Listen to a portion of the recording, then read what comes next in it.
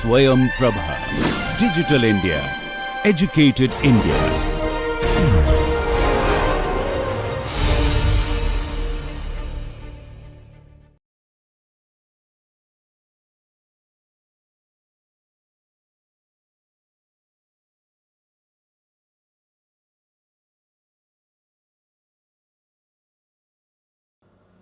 सत श्री अकाल प्यारे विद्यार्थियों, मैं डॉक्टर अमन अमृत चीमा बतौर director Punjab university regional centre Ludhiana, जिस दे विच मैं प्रोफैसर लॉ भी हाँ, उत्थे पढ़ा रही हाँ। अज मैं तुहाडे नाल रूबरू एक ट्रांसफर ऑफ प्रॉपर्टी एक्ट 1882 का बहुत ही इंपॉर्टेंट प्रोविजन जो कि सैक्शन 52 विच निलंबित है, उस दे बारे विचार साझे करना चाहांगी। Section 52 transfer during pending pendency of litigation, मुकदमेबाजी दे लंबित होने दौरान तबादला, इस दे बारे कुछ मैं विचार साझे करांगी। आम तौर ते देखा गया है कि जद कदी भी दो पार्टियां दे विच कोई मुकदमा चल रहा हुंदा है तो कोर्ट दा जिहड़ा डिसीजन है, वर्डिक्ट है, वो दो पार्टियां ते ही लागू हुंदा है। तीसरी पार्टी दा उहदे विच कोई रोल नहीं हुंदा, तीसरी पार्टी ते वो लागू नहीं किया जा सकता। जिस तरह के जे सपोज असी एग्जाम्पल लैने हैं कि ए है वो कई सालों तो उस प्रॉपर्टी दे विच रह रहा है, उस तो बाद बी आके उस प्रॉपर्टी ते कब्जा कर लैंदा है, ते कब्जा करके अवैध तौर ते कब्जा करके वो उत्थे कुछ छोटी मोटी टैंपरेरी कंस्ट्रक्शन कर दिंदा है। एक कचहरी जांदा है ते केस फाइल करदा है फॉर हिज एविक्शन कि ट्रेसपासर है, इसनूं इत्थों कढ़िया जावे। कोर्ट वर्डिक्ट दिंदा है ते उहदे उस वर्डिक्ट दे विच जिहड़ा बी है उसनूं कहा जांदा है कि तू खाली कर दे ते अपनी जिहड़ी तेरी तू हटमेंट बनाई है या कोई भी टैंपरेरी कंस्ट्रक्शन बनाई है उसनूं खत्म कर दिता जावे। हुण गल ये है कि ये जिहड़ा दावा ते उस तो बाद इहदा जिहड़ा डिसीजन है, वर्डिक्ट है, ये सिर्फ बी ते ही लागू है। बी ते ए दे विच दी गल है, बी ते ही लागू है। कल नूं जेकर उस प्रॉपर्टी ते सी कब्जा कर लैंदा है तो वो वर्डिक्ट सी ते नहीं लगदा, उस लई ए नूं दोबारा फ्रैश नवीं लिटिगेशन करनी पेगी, नया दावा करना पेगा। कई बार इस तरह हुंदा है कि इस कारण जस्टिस नहीं हो पाता। कई ऐसे इंस्टेंसेस है कि जिसलिए कानून बनाया गया है, जस्टिस देने लिए कानून बनाया गया है, बट जस्टिस नहीं हो पाता। फॉर एग्जाम्पल, ए ओनर है घर दा, वो बी नूं कहंदा है कि तू इस घर विच रह लै, बिना किसी राइट तो उसनूं अलाउ कर दिंदा है घर च रहन दा, बट बी एक किसी तरीके उस घर दी रजिस्ट्री सी नूं करा दिंदा है। रजिस्ट्री सी नूं करांदा है, ए नूं पता चलदा है, ए दावा करता है, ए दावा करदा है ते बी फटाफट उस दी पोजैशन जो है उस सी नूं दे दिंदा है। डिसीजन बी दे कोर्ट जदों डिसीजन दिंदी है, कोर्ट दे वर्डिक्ट दे नाल बी जिहड़ा है he is bound by the decision of the court, but property चली गई सी नूं, फिर नवें तौर ते ए नूं केस करना पएगा सी दे उत्ते। सी जब तक इस दौरान जब तक केस चल रहा है, सी डी नूं दे दिंदा है प्रॉपर्टी, डी तो अगे ई नूं चली जाती है। इस तरह करदे करदे हर वारी ए नूं एक नवा दावा करना पएगा। उस नवे दावे करके कितना टाइम वेस्ट होएगा ते he will not get justice from the court of law. इदां दा सालां दे साल निकल जाएंगे, वो अपनी प्रॉपर्टी तो वंचित रह जाएगा। सो इस पर्पज़ नाल, इस ऑब्जेक्टिव नाल ये लॉ जिहड़ा है वो बनाया गया है। सैक्शन 52 दा लॉ जो है इंसर्ट किया गया है under transfer of property act. Purpose is protection of the parties. धिरां नूं तबादले तो सुरक्षा, पेंडेंट लाइट। पेंडेंट लाइट का की मतलब है Pendant light means protection to the parties pendant light during the pendency of the litigation। ਜਦੋਂ ਕੇਸ ਅਦਾਲਤ ਦੇ ਅਧੀਨ ਹੈ ਉਸ ਸਮੇਂ ਦੀ ਪ੍ਰੋਟੈਕਸ਼ਨ ਹੈ ਪਾਰਟੀਜ਼ ਨੂੰ ਦਿੱਤੀ ਗਈ ਹੈ ਇਸ ਸੈਕਸ਼ਨ ਦੇ ਵਿੱਚ। ਇਸ ਦੇ ਵਿੱਚ ਕੀ ਹੈ, ਜਿਸ ਤਰ੍ਹਾਂ ਮੈਂ ਤੁਹਾਨੂੰ ਪੁਰਾਣੀ ਐਗਜ਼ਾਮਪਲ ਦਿੱਤੀ ਕਿ ਏ ਨੇ ਬੀ ਨੂੰ ਪ੍ਰੋਪਰਟੀ ਦਿੱਤੀ ਤਾਂ ਬੀ ਨੇ ਉਹ ਕਿਸੇ ਨੂੰ ਵੇਚ ਦਿੱਤੀ, ਜਦ ਤੱਕ ਏ ਨੇ ਦਾਵਾ ਕੀਤਾ ਉਸਨੇ ਅੱਗੇ ਸੀ ਨੂੰ ਵੇਚ ਦਿੱਤੀ। ਤੇ ਇਸ ਤਰ੍ਹਾਂ ਤਾਂ ਕਿ ਪ੍ਰੋਬਲਮ ਨਾ ਆਵੇ ਜੋ ਹੈ ਇਹਦੇ ਵਿੱਚ ਇਹ ਜਿਹੜੀ ਸੈਕਸ਼ਨ ਹੈ ਇਹ ਸਿਰਫ ਦੋ ਧਿਰਾਂ ਤੇ ਹੀ ਲਾਗੂ ਨਹੀਂ ਹੈ, ਜਿਸ ਤੋਂ ਬਾਅਦ ਸਬਸੀਕੁਐਂਟ ਟ੍ਰਾਂਸਫਰੀ ਹੈ। ਸਪੋਜ਼ ਜਿਸ ਤਰ੍ਹਾਂ ਬੀ ਨੇ ਅੱਗੇ ਪ੍ਰੋਪਰਟੀ ਸੀ ਨੂੰ ਵੇਚੀ, ਇਹ ਉਹਦੇ ਤੇ ਵੀ ਲੱਗੇਗਾ, ਇਹ ਵਰਡਿਕ ਜਾਂ ਡਿਸੀਜਨ ਆਫ ਦਾ ਕੋਰਟ ਉਹਦੇ ਤੇ ਵੀ ਇੰਪਲੀਮੈਂਟ ਕੀਤਾ ਜਾਏਗਾ। ਇਸ ਲਈ ਨਵੀਆਂ ਜਿਹੜੀ ਸਬਸੀਕੁਐਂਟ ਟ੍ਰਾਂਸਫਰੀ ਹੈ he is not required to be impleaded, ਮਤਲਬ ਉਹਨੂੰ ਪਾਰਟੀ ਬਣਾਉਣ ਦੀ ਲੋੜ ਨਹੀਂ ਹੈ। ਜੋ ਵੀ ਕੋਰਟ ਇਸ ਦੇ ਵਿੱਚ ਡਿਸੀਜਨ ਲਏਗੀ ਉਹ ਡਿਸੀਜਨ ਬਾਅਦ ਦੀਆਂ ਧਿਰਾਵਾਂ ਤੇ ਵੀ ਬਰਾਬਰ ਲਾਗੂ ਹੈ। ਦੂਸਰੀ ਗੱਲ ਇਹ ਹੈ ਕਿ ਇਹ ਪਾਰਟੀ ਜਿਹੜੀ ਹੈ ਲਿਟੀਗੇਸ਼ਨ 'ਚ ਉਸ ਨੂੰ ਕਿਸੇ ਵੀ ਧਿਰਾਂ ਲਈ ਬਾਅਦ ਦੀਆਂ ਧਿਰਾਂ ਲਈ ਕੋਈ ਵੀ ਇੰਜੰਕਸ਼ਨ ਸੂਟ ਲੈਣ ਦੀ ਜ਼ਰੂਰੀ ਨਹੀਂ ਹੈ, ਇੰਜੰਕਸ਼ਨ ਆਰਡਰ ਲੈਣ ਦੀ ਜ਼ਰੂਰਤ ਨਹੀਂ ਹੈ, ਕਿਉਂਕਿ ਇਹ ਲਾਅ ਉਹਨਾਂ ਤੇ ਬਰਾਬਰ ਹੀ ਇੰਪਲੀਮੈਂਟ ਕੀਤਾ ਜਾਏਗਾ। ਅੱਗੇ ਵਧਦੇ ਹੋਏ ਮੈਂ ਤੁਹਾਨੂੰ ਦੱਸਣਾ ਚਾਹਾਂਗੀ ਕਿ ਇਸ ਪ੍ਰੋਵੀਜ਼ਨ ਨੂੰ ਡਾਕਟਰੀਨ ਆਫ ਲਿਸ ਪੈਂਡੈਂਸ ਵੀ ਕਿਹਾ ਜਾਂਦਾ ਹੈ। ਡਾਕਟਰੀਨ ਆਫ ਲਿਸ ਪੈਂਡੈਂਸ, ਜਿਸ ਲਿਸ ਦਾ ਮਤਲਬ ਹੈ ਮੁਕੱਦਮੇਬਾਜ਼ੀ ਲਿਟੀਗੇਸ਼ਨ ਤੇ ਪੈਂਡੈਂਸ ਦਾ ਮਤਲਬ ਹੈ ਪੈਂਡਿੰਗ ਲਿਟੀਗੇਸ਼ਨ। ਸੋ ਕੁਝ ਵੀ ਅਗਰ ਇੱਕ ਨया ਕ੍ਰੀਏਟ ਕੀਤਾ ਗਿਆ ਹੈ during the pendency of litigation, ਉਹ ਜਿਹੜਾ ਹੈ ਉਹ ਵੈਲਿਡ ਨਹੀਂ ਮੰਨਿਆ ਜਾਏਗਾ। ਇੱਕ ਬੜਾ ਅੰਗਰੇਜ਼ੀ ਦਾ ਮੈਕਸਿਮ ਹੈ, ਯੂਟਿਲਾਈਟ ਪੈਂਡੈਂਟ ਨੀਹਿਲ ਇਨੋਵੇਟਰ। ਇਸ ਦਾ ਮਤਲਬ ਇਹ ਹੈ nothing new wood B created during pendency of litigation. ਭਾਵ ਕਿ ਕੁਝ ਵੀ ਕੋਈ ਨया ਟਾਈਟਲ, ਕੋਈ ਨया ਰਾਈਟ ਨਹੀਂ ਕ੍ਰੀਏਟ ਕੀਤਾ ਜਾਏਗਾ ਜਦ ਤੱਕ ਉਹ ਕੇਸ ਮੁਕੱਦਮੇ ਵਿੱਚ ਚੱਲ ਰਿਹਾ ਹੈ। ਪਾਰਟੀਆਂ ਦਾ ਕੇਸ ਕਿਸੇ ਇਮੂਵੇਬਲ ਪ੍ਰਾਪਰਟੀ ਨਾਲ ਰਿਲੇਟਡ ਹੈ, ਅਗਰ ਉਹਨਾਂ ਦਾ ਡਿਸਪਿਊਟ ਟਾਈਟਲ ਤੇ ਹੈ ਜਾਂ ਕਿਸੇ ਹੋਰ ਰਾਈਟ ਤੇ ਹੈ ਤਾਂ ਕਿ ਉਹ ਨया ਕੁਝ ਕ੍ਰੀਏਟ ਨਹੀਂ ਕੀਤਾ ਜਾਏਗਾ। ਬੇਸ ਕੀ ਹੈ ਇਸ ਡਾਕਟਰੀਨ ਦਾ, ਇਸ ਸਿਧਾਂਤ ਦਾ ਆਧਾਰ ਕੀ ਹੈ?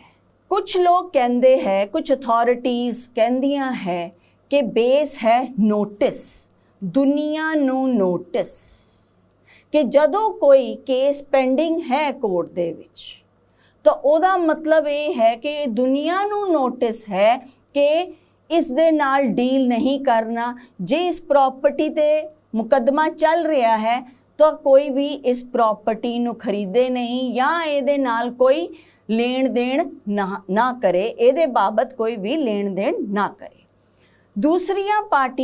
ਦੂਸਰੇ ਕੁਝ ਅਥਾਰਟੀਜ਼ ਹੈ ਉਹ ਇਹ ਕਹਿੰਦੀਆਂ ਹੈ ਕਿ ਇਨ ਦ ਇੰਟਰਸਟ ਆਫ ਪਬਲਿਕ ਪਾਲਿਸੀ ਜਾਂ ਨੈਸੈਸਿਟੀ ਦੇ ਕਾਰਨ ਜਾਂ ਪਬਲਿਕ ਪਾਲਿਸੀ ਦੇ ਆਧਾਰ ਤੇ ਇਹ ਡਾਕਟਰੀਨ ਦਾ ਹੋਣਾ ਬਹੁਤ ਜ਼ਰੂਰੀ ਹੈ, ਨਹੀਂ ਤਾਂ ਜਾਇਦਾਦ ਹਮੇਸ਼ਾ ਮੁਕੱਦਮੇਬਾਜ਼ੀ ਅਧੀਨ ਰਹੇਗੀ ਅਤੇ ਇੱਕ ਆਦਮੀ ਲਈ ਅਦਾਲਤ ਤੋਂ ਨਿਆਂ ਪ੍ਰਾਪਤ ਕਰਨਾ ਲਗਭਗ ਅਵਿਭਾਵਿਕ ਹੋਵੇਗਾ। ਦੈਟ ਇਜ਼ ਇੰਪ੍ਰੈਕਟੀਕਲ ਹੋ ਜਾਏਗਾ ਕਿ ਉਹ ਮੁਕੱਦਮਾ ਕਰਕੇ ਬਾਰ-ਬਾਰ, ਕਿਉਂਕਿ ਅਗਲੇ ਕੋਲ ਪ੍ਰਾਪਰਟੀ ਚਲੇਗੀ, ਉਸ ਤੋਂ ਬਾਅਦ ਅਗਲੇ ਤੇ ਉਹ ਕੇਸ ਕਰ ਰਿਹਾ, ਇਨ ਦਾ ਮੀਨ ਟਾਈਮ ਉਹ ਤੀਸਰੇ ਕੋਲ ਪ੍ਰਾਪਰਟੀ ਚਲੀ ਗਈ ਤਾਂ ਇੱਕ ਵਾਰੀ ਉਹ ਜੱਜਮੈਂਟ ਜਿਹੜੀ ਹੈ ਉਹ ਸਾਰਿਆਂ ਤੇ ਹੀ ਲੱਗੇਗੀ, ਚਾਹੇ ਉਹ ਪਾਰਟੀ ਬਣਾਈ ਗਈ ਹੈ ਮੁਕੱਦਮੇ 'ਚ ਜਾਂ ਉਹ ਪਾਰਟੀ ਨਹੀਂ ਬਣਾਈ ਗਈ ਹੈ।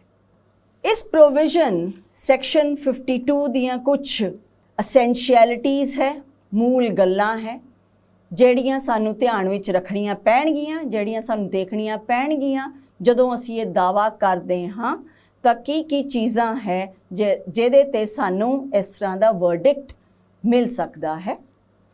Litigation should be pending. ਸਭ ਤੋਂ ਪਹਿਲਾਂ ਇਹ ਗੱਲ ਹੈ ਕਿ ਜਿਹੜੀ ਵੀ ਪ੍ਰੋਪਰਟੀ ਦਾ ਮਸਲਾ ਹੈ, ਤੇ ਪ੍ਰੋਪਰਟੀ ਕਿਹੜੀ, ਅਚਲ ਪ੍ਰੋਪਰਟੀ ਦੀ ਮੈਂ ਗੱਲ ਕਰ ਰਹੀ ਹਾਂ, ਇਮੂਵੇਬਲ ਪ੍ਰੋਪਰਟੀ ਦੀ, ਉਸ ਦਾ ਜਿਹੜਾ ਵੀ ਮਸਲਾ ਹੈ that should be pending in the court of law। ਮੁਕੱਦਮੇਬਾਜ਼ੀ ਲੰਬਿਤ ਹੋਣੀ ਚਾਹੀਦੀ ਹੈ। it should be pending in the court। ਇਸ ਨੂੰ ਮੈਂ ਅੱਗੇ ਡਿਟੇਲ ਦੇ ਵਿੱਚ ਐਨਾਲਿਸਿਸ ਕਰਾਂਗੀ। ਦੂਸਰਾ ਹੈ it should be pending in the court of competent jurisdiction। ਸਮਰੱਥ ਅਧਿਕਾਰ ਖੇਤਰ ਵਾਲੀ ਅਦਾਲਤ ਵਿੱਚ ਇਸ ਦੀ ਪੈਂਡੈਂਸੀ ਹੋਣੀ ਚਾਹੀਦੀ ਹੈ। ਤੀਸਰਾ ਜ਼ਰੂਰੀ फीचर कैरेक्टरिस्टिक है suit must be relating to specific right in immovable property. मुकदमा अचल जायदाद दे खास अधिकार नाल संबंधित होना चाहिदा है।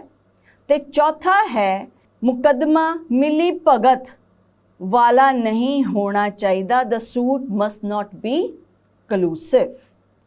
पंजवां असेंशियल फीचर है जायदाद ਦਾ ਤਬਾਦਲਾ ਜਾਂ ਹੋਰ ਕਿਸੇ ਤਰ੍ਹਾਂ ਦਾ ਨਿਪਟਾਰਾ ਨਹੀਂ ਕੀਤਾ ਜਾਣਾ ਚਾਹੀਦਾ। ਸੋ ਜਦੋਂ ਸੂਟ ਪੈਂਡਿੰਗ ਚੱਲ ਰਿਹਾ ਹੈ ਤਾਂ ਉਸ ਟਾਈਮ ਤੇ ਉਸ ਜਿਹੜੀ ਜਾਇਦਾਦ ਦੀ ਗੱਲ ਹੈ ਉਸ ਦਾ ਤਬਾਦਲਾ, ਉਸ ਦਾ ਟ੍ਰਾਂਸਫਰ ਨਹੀਂ ਕੀਤਾ ਜਾਣਾ ਚਾਹੀਦਾ, ਨਾ ਹੀ ਕੋਈ ਹੋਰ ਉਸ ਦੇ ਵਿੱਚ ਰਾਈਟਸ ਦੇਣੇ ਚਾਹੀਦੇ ਹੈ।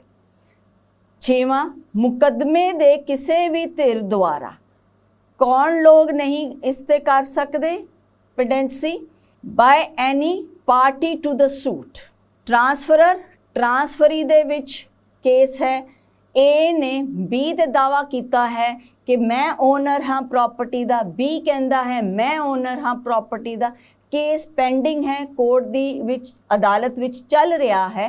उस समय ना ए ना ही बी कोई इस प्रॉपर्टी नू वेच सकते हैं या किसी किस्म का होर राइट किसी होर दा क्रिएट कर सकते हैं। दोनों party by any party to the suit, मुकदमे दियां दोनों ही धिरावां ते ए केस ये सिद्धांत लगता है। So as to affect the rights of any party there to.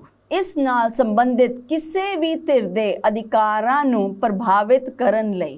सो दोनों ही पार्टियां ਦਾ ਜੋ ਟ੍ਰਾਂਸਫਰ ਕਰਨਗੀਆਂ ਤਾਂ ਕਿਸੇ ਵੀ ਪਾਰਟੀ ਦਾ ਨੁਕਸਾਨ ਉਹਦੇ ਵਿੱਚ ਨਹੀਂ ਹੋਣਾ ਚਾਹੀਦਾ। ਦੋਵਾਂ ਦੇ ਰਾਈਟ ਕੁਐਸਚਨ ਦੇ ਵਿੱਚ ਹੈ। Till the final disposal of the case, ਜਦ ਤੱਕ ਫਾਈਨਲ ਡਿਸਪੋਜ਼ਲ ਕੇਸ ਦਾ ਨਹੀਂ ਹੋ ਜਾਂਦਾ ਦੋਨੋਂ ਪਾਰਟੀਆਂ ਉਸ ਪ੍ਰੋਪਰਟੀ ਨਾਲ ਕੋਈ ਵੀ ਟ੍ਰਾਂਸਫਰ, कोई भी राइट्स क्रिएट करके कोई नया टाइटल किसी नू बेच नहीं सकते, किसी नू गिफ्ट नहीं दे सकते, कोई मॉर्टगेज नहीं कर सकते, ठीक है, कोई लीज जड़ियाँ हैं परमानेंट लीजेस इस तरह क्रिएट नहीं कीतियाँ जा सकदियाँ। डिटेल विच पढ़ते हुए तुहाडी स्क्रीन ते मौजूद है डिटेल ऑफ पॉइंट 1 ਅਸੈਂਸ਼ੀਅਲਿਟੀਜ਼ ਦੇ ਵਿੱਚ ਅਸੀਂ ਕੀਤਾ litigation should be pending in the court of law. ਸੋ ਜਿਹੜਾ ਵੀ ਕੇਸ ਹੈ ਉਹ ਪੈਂਡਿੰਗ ਹੋਣਾ ਚਾਹੀਦਾ ਹੈ। ਪੈਂਡਿੰਗ ਦਾ ਕੀ ਮਤਲਬ ਹੈ ਕਿ ਕੇਸ ਸ਼ੁਰੂ ਕੀਤਾ ਗਿਆ ਤੇ ਫਾਈਨਲ ਉਹਦੀ ਡਿਸਪੋਜ਼ਲ, ਫਾਈਨਲ ਡਿਸੀਜਨ ਤੱਕ ਉਸ ਨੂੰ ਪੈਂਡੈਂਸੀ ਮੰਨਿਆ ਜਾਂਦਾ ਹੈ। ਹੁਣ ਇਹਦੇ ਵਿੱਚ ਜੇ ਅਸੀਂ ਗੱਲ ਕਰੀਏ ਤਾਂ ਸੂਟ ਜਦੋਂ ਤੁਸੀਂ ਫਾਈਲ ਕਰਦੇ ਹੋ, ਦਾਵਾ ਫਾਈਲ ਕਰਦੇ ਹੋ, ਇੱਕ ਚੀਜ਼ ਆ ਗਈ। ਫਿਰ ਮੁਕੱਦਮਾ ਚੱਲ ਰਿਹਾ ਹੈ, ਚੱਲਦੇ ਹੋਏ ਪੈਂਡੈਂਸੀ ਹੈ, ਫਾਈਨਲ ਡਿਸੀਜਨ ਆ ਗਿਆ ਹੈ। ਬਟ ਡਿਸੀਜਨ ਆਉਣ ਤੋਂ ਬਾਅਦ ਵੀ ਤੁਹਾਨੂੰ ਜ਼ਰੂਰ ਪਤਾ ਹੋਏਗਾ ਕਿ ਅਪੀਲ ਦਾ ਟਾਈਮ ਦਿੱਤਾ ਜਾਂਦਾ ਹੈ। ਸੋ ਅਪੀਲ ਦਾ ਟਾਈਮ ਜਿਹੜਾ ਹੈ ਉਹ ਦਿੱਤਾ ਗਿਆ, ਉਸ ਟਾਈਮ ਵੀ ਕੁਝ ਨਵਾਂ ਕ੍ਰੀਏਟ ਨਹੀਂ ਕਰ ਸਕਦੇ। ਸਪੋਜ਼ ਇੱਕ ਪਾਰਟੀ ਅਪੀਲ ਦੇ ਵਿੱਚ ਚਲੀ ਜਾਂਦੀ ਹੈ ਤਾਂ ਜਦ ਤੱਕ ਅਪੀਲ ਦੇ ਵਿੱਚ ਉਹ ਕੇਸ ਪੈਂਡਿੰਗ ਹੈ ਤਦ ਵੀ ਕੁਝ ਨया ਕ੍ਰੀਏਟ ਨਹੀਂ ਕੀਤਾ ਜਾ ਸਕਦਾ। ਸਪੋਜ਼ ਅਪੀਲ ਦਾ ਵੀ ਡਿਸੀਜਨ ਆ ਜਾਂਦਾ ਹੈ, ਉਸ ਤੋਂ ਬਾਅਦ ਐਗਜ਼ੀਕਿਊਸ਼ਨ ਪਟੀਸ਼ਨ ਪੈਂਡਿੰਗ ਹੈ। ਐਗਜ਼ੀਕਿਊਸ਼ਨ ਪਟੀਸ਼ਨ ਕੀ ਹੈ? ਐਗਜ਼ੀਕਿਊਟ। ਹੁਣ A ਤੇ B ਦੇ ਵਿੱਚ प्रॉपर्टी ਨੂੰ ਲੈ ਕੇ ਝਗੜਾ ਹੈ।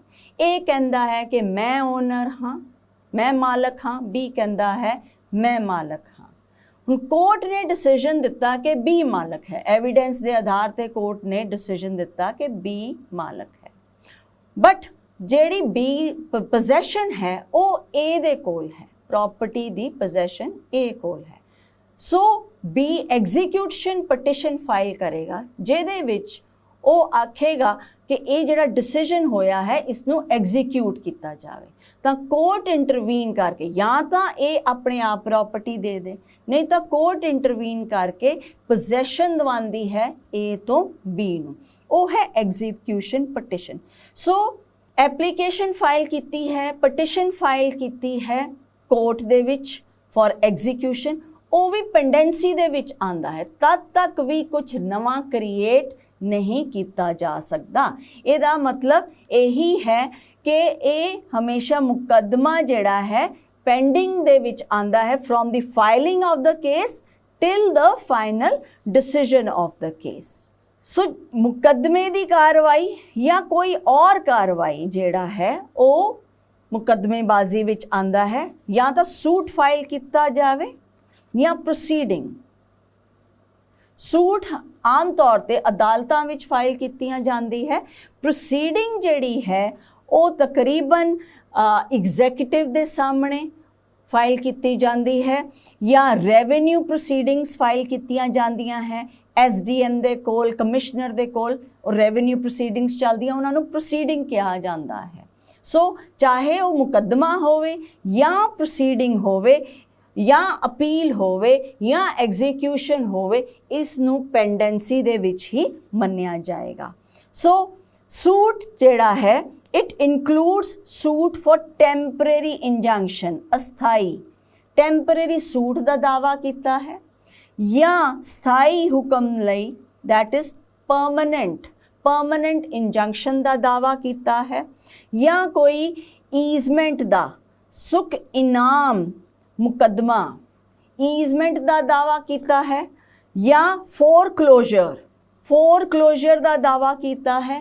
फोरक्लोजर का दावा असी अगे पढ़ांगे विद्यार्थियों। फोरक्लोजर मॉर्टगेज दे विच एक राइट है जिहड़ा मॉर्टगेजी कोल है। सो फोरक्लोजर का दावा है, या पार्टीशन वंड मुकदमा है, पार्टीशन का दावा किया गया है। ये सारे जेड़े दावे है इहदे विच इस सेक्शन ना रिलेटेड है। सेक्शन 52 कोई भी ऐसा दावा प्रीएम्पशन का दावा किया जावे वो भी उहदे नाल भी टाइटल इन क्वेश्चन है, या उहदे विच स्पैसिफिक परफॉर्मेंस का दावा किया जावे, ਉਹ ਵੀ ਇੱਕ ਇੰਪੋਰਟੈਂਟ ਦਾਵਾ ਹੈ ਜਿਹਦੇ ਵਿੱਚ ਪੈਂਡੈਂਸੀ ਆਫ ਲਿਟੀਗੇਸ਼ਨ ਹੈ, ਜਿਹਦੇ ਵਿੱਚ ਟਾਈਟਲ ਇਨ ਕੁਐਸਚਨ ਹੈ। ਅੱਗੇ ਚੱਲਦੇ ਹੋਏ ਵਿਦਿਆਰਥੀਓ ਅਸੀਂ ਦੇਖਦੇ ਹਾਂ ਕਈ ਵਾਰੀ ਐਸੀ ਸਿਚੁਏਸ਼ਨ ਆਉਂਦੀ ਹੈ, ਤੁਹਾਨੂੰ ਸਭ ਨੂੰ ਪਤਾ ਹੀ ਹੋਏਗਾ ਕਿ ਜਦੋਂ ਅਸੀਂ ਦਾਵਾ ਕਰਦੇ ਹਾਂ ਤੇ ਉਹਦੇ ਤੇ ਸਟੈਂਪਸ ਲੱਗਦੀਆਂ, ਕੋਰਟ ਫੀ ਲੱਗਦੀ ਹੈ। ਉਹ ਕੋਰਟ ਫੀ ਕੀ ਹੈ? ਉਹ ਕੋਰਟ ਫੀ ਹੈ ਅਸੀਂ ਸਰਕਾਰ ਨੂੰ, ਕੋਰਟ ਨੂੰ ਰੈਵਨਿਊ ਦਿੰਨੇ ਹਾਂ ਕਿ ਸਾਡਾ ਦਾਵਾ ਹੈ, ਕੁਝ ਪੈਸੇ ਦਿੱਤੇ ਜਾਂਦੇ ਆ ਜਿਹੜਾ ਸਰਕਾਰ ਦੇ ਖਾਤੇ ਵਿੱਚ ਜਾਂਦਾ ਹੈ। ਸੋ ਹਰ ਦਾਵੇ ਤੇ ਕੋਰਟ ਫੀ ਲੱਗਦੀ ਹੈ। ਹਾਂ, ਕੁਝ ਐਪਲੀਕੇਸ਼ਨਸ ਹੈ ਜਿਸ ਤਰ੍ਹਾਂ ਜੋ ਇਨਸਾਨ ਦੇ ਹੀ ਨਹੀਂ ਸਕਦਾ ਹੈ, ਪੌਪਰ, ਉਸਦੇ ਕੋਲ ਪੈਸੇ ਹੀ ਨਹੀਂ ਹੈ, ਬਹੁਤ ਗਰੀਬ ਹੈ, ਉਹਦੇ ਲਈ ਤਾਂ ਕੁਝ ਵੇਵਰਸ ਹੈ, ਅਦਰਵਾਈਜ਼ ਹਰ ਦਾਵੇ ਤੇ ਕੋਰਟ ਫੀ ਲੱਗਦੀ ਹੈ। ਹੁਣ ਸਪੋਜ਼ ਕਈ ਵਾਰੀ ਐਸੀ ਸਿਚੁਏਸ਼ਨ ਆਉਂਦੀ ਹੈ ਕਿ ਪਲੇਂਟ दावा जिहड़ा है ਉਹਦੇ ਤੇ प्रॉपर कोर्ट फी नहीं लगी हुई, इनसफिशेंटली स्टैंप्ड है, ठीक है। वो दावा केस च पाया, कोर्ट च पाया, जद कोर्ट ने वो देखिया ਤਾਂ कोर्ट ਨੂੰ ਲੱਗਿਆ ਕਿ ਇਹਦੇ ਤੇ ਬਰਾਬਰ ਸਟੈਂਪਿੰਗ ਨਹੀਂ ਹੈ। कोर्ट ने ਉਹਨੂੰ डिसमिस कर ਦਿੱਤਾ ਤੇ कोर्ट ने उसकी वापसी कर ਦਿੱਤੀ प्लेंटिफ ਨੂੰ ਇਹ ਕਹਿ ਕੇ कि प्रॉपर स्टैंप लगा के दोबारा इसनू फाइल कर। हुण की होया, कोई प्रॉपर्टी का डिस्प्यूट है ए ते बी दे विच। ए ने सपोज 29 मई नू ये दावा फाइल किया, कोर्ट ने 30 मई नू कह दिता कि ये दावा प्रॉपरली स्टैंप्ड नहीं है, कोर्ट फी प्रॉपर लगी नहीं है, वापसी कर दिती दावे दी। फिर ये 30 जून नूं ਉਹੀ दावा ਦੁਬਾਰਾ ਪਾਉਂਦਾ है, बट ਉਹਦੇ ਉੱਤੇ प्रॉपर स्टैंप कोर्ट फी लगा के। इन द मेन टाइम की ਹੁੰਦਾ है, ਇਹ जो है बी जिस दे नाल झगड़ा है उसका भी उस प्रॉपर्टी ਨੂੰ 10 जून ਨੂੰ सी कोल ਵੇਚ ਦਿੰਦਾ है। ਹੁਣ क्वेश्चन ये उठता है कि जदों बी ने प्रॉपर्टी सी कोल वेची, उस टाइम ते डॉक्ट्रीन ऑफ लिस पेंडेंस लगन लई ये ज़रूरी है कि दावा जेड़ा है पेंडिंग होना चाहिए है इन दी कॉम्पिटेंट कोर्ट। हुण क्वेश्चन ये है कि ये दावा पेंडिंग सी, जेड़ा दावा किया गया बाय ए उसने 29 मई नूं कीता, बट उसकी वापसी हो गई 30 मई नूं। उस तो बाद उन्हें 30 जून नूं अगे जाके दावा किया, बट ये सेल जड़ी कर दी गई 10 जून नूं। कहण दा भाव ये है कि ये डॉक्ट्रीन ऑफ लिस पेंडेंस ऐसे केस विच लगेगा कि नहीं लगेगा। Is B bound by the decision of the court? B the bound है। Is C bound by the decision of the court? ਤਾਂ ਇੱਥੇ ਗੱਲ ਆਂਦੀ ਹੈ ਕਿ ਸੇਲ ਜਿਹੜੀ ਹੈ it will not be hit by lis pendens. ਕਹਿਣ ਦਾ ਭਾਵ ਇਹ ਹੈ ਕਿ ਇਹ ਜਿਹੜਾ टाइम है, इस टाइम ते केस कोई पेंडिंग नहीं सी, सो डॉक्ट्रीन ऑफ लिस पेंडेंस इत्थे नहीं लगेगा। दूसरा है कि सपोज हुण इत्थे आपां यही एग्जाम्पल नूं अगे वधांदे होए गल करिए कि मान लईए कि ए ने बी ते दावा किया टाइटल नूं लैके, ए कहंदा मैं ओनर हाँ, बी कहंदा मैं ओनर हाँ। इन द मीन टाइम जदों सूट पेंडिंग चल रहा है, बी उस प्रॉपर्टी नूं सी कोल वेच दिंदा है। हुण ये सिद्धांत, ये डॉक्ट्रीन की कहंदा है? Nothing new to be created, कि बी ने बेच तो दिता है but C is bound by the decision of the court. हो सकता है कि कोर्ट ए नू मालक मन्ने, तो ऐसी सिचुएशन विच सी नू ए नू वो प्रॉपर्टी वापस देनी पएगी। हुण सी कहंदा है कि जनाब मैनूं तो पता ही नहीं सी कि केस पेंडिंग है, मैनूं तो नोटिस ही नहीं सी, बी ने मैनू दसिया ही नहीं, इसलिए डिसीजन जिहड़ा कोर्ट दा ये मेरे ते लागू नहीं होएगा। मैं तो गुड फेथ दे विच ये प्रॉपर्टी बी कोलों खरीद लई, बी नू सारे पैसे भी देते, मैं तो मारिया जावांगा, मेरा की बनेगा। बट ये सैक्शन जिहड़ा है इन्ना इंपॉर्टेंट है, ये कहंदा है कि जे सी कहे कि मैनू नोटिस नहीं सी, ਉਹ ਇਹ ਗੱਲ ਕਹਿ ਹੀ नहीं सकता, उसकी ये गल कोर्ट दे विच अदालत दे विच मन्नी ही नहीं जाएगी।